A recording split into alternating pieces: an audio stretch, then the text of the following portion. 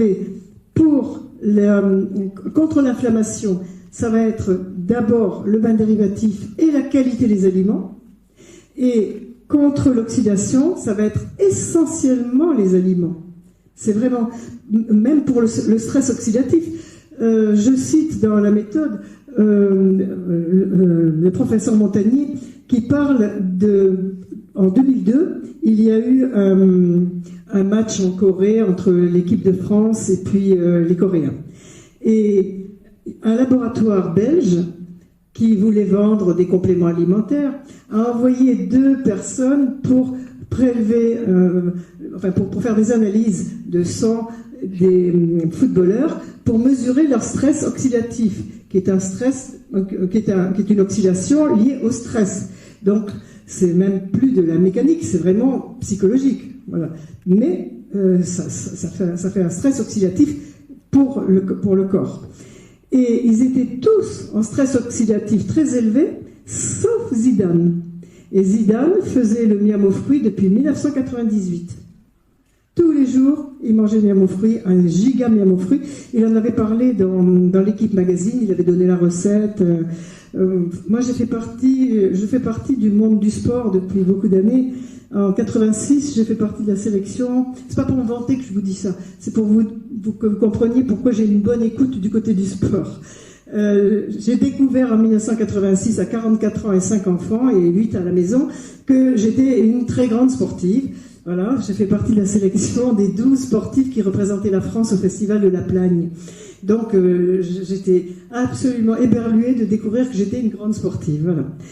Mais c'est la réalité. Je vivais comme ça, quoi. Voilà, c'est tout. Mais pour moi, c'était la vie normale de tous les jours. Et donc, du coup, j'ai une écoute du côté du sport parce qu'ils savent que je sais de quoi je parle. Quand je parle d'alimentation du sportif, je sais de quoi il retourne. Et c'est pour ça que l'équipe magazine a parlé de mes livres pendant très très très longtemps. Ils ont parlé du bain dérivatif, ils ont parlé de l'alimentation, etc. Parce que c'est vraiment excellent pour les sportifs et pour tout le monde, pas seulement pour les sportifs. Donc, on a 2 préparations qui sont très, très intéressantes, que nous appelons miam aux fruits et miam aux 5. Qui n'a jamais entendu parler de miam aux fruits? Vous levez la main très haut, ceux qui n'ont jamais entendu parler du miam aux fruits. Je fais bien de poser la question comme ça, parce que presque tout le monde a entendu parler du miam aux fruits. C'est très bien.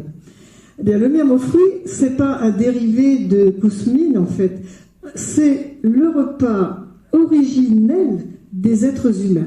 Et là, il faut que je vous explique quelque chose que je n'ai pas écrit dans mes livres, mais que j'aurais dû écrire parce que je pensais que tout le monde savait ça. Mais effectivement, il est normal qu'on ne le sache pas. Les fruits dans la nature, à l'origine, ont d'énormes noyaux, d'énormes pépins, d'énormes graines. Une orange sauvage, ces pépins, on dit les pépins, oui, je crois qu'on dit les pépins pour l'orange, hein, eh bien, ils remplissent l'orange jusqu'à la peau. Ils sont immenses. J'en ai mangé des oranges comme ça, parce qu'on en trouve dans la brousse. Ce sont des oranges sauvages. Il n'y a presque pas de chair. Il y a énormément de graines, parce que les fruits dans la nature, ils veulent se reproduire. Donc, ils ont besoin d'avoir des grosses graines qui sont pleines d'huile. Ce qui fait qu'un fruit normal contient toujours une graine qui contient plein d'huile. Donc déjà, le miam aux fruits est d'une homogénéité absolue.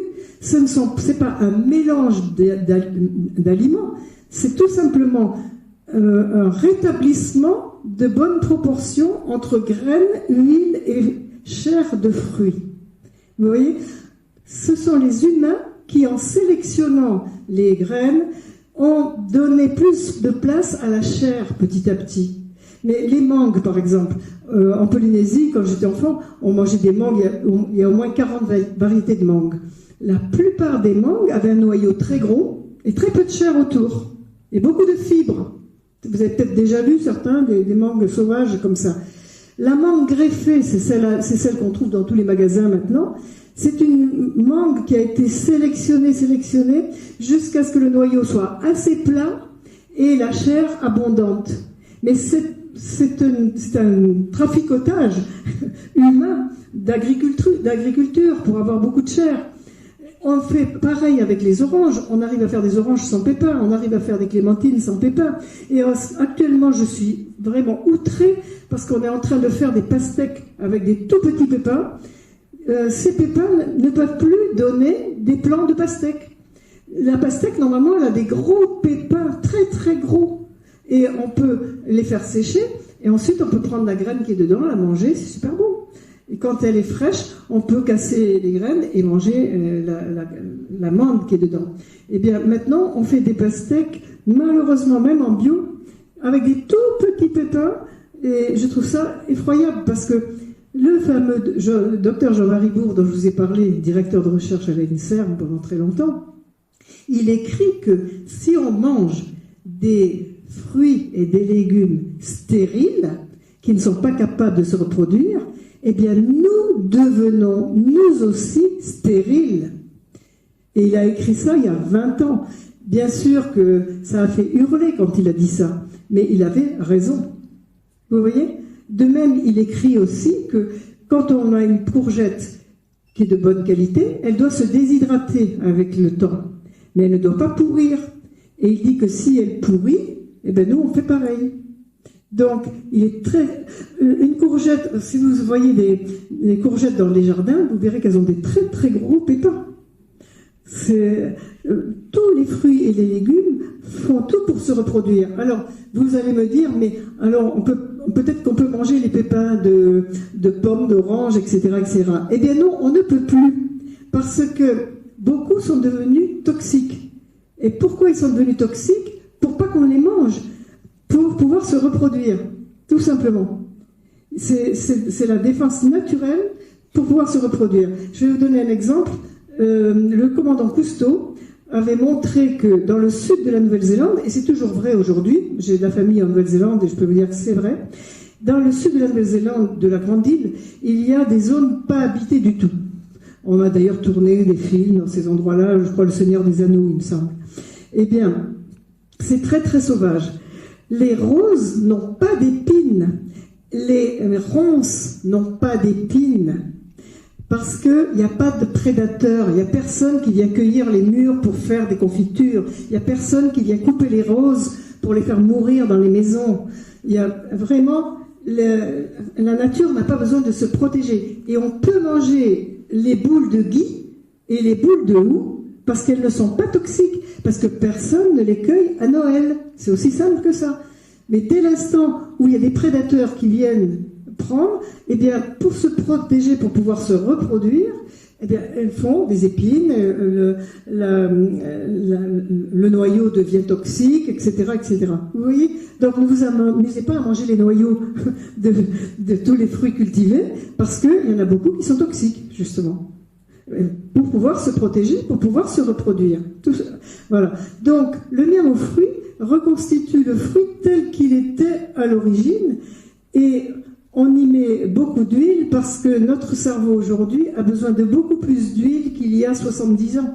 Il y a 70 ans ou 80 ans, si vous n'aviez pas la télé, pas la radio, que vous ne lisiez pas les journaux, vous n'aviez aucun moyen de savoir ce qui se passait en Syrie.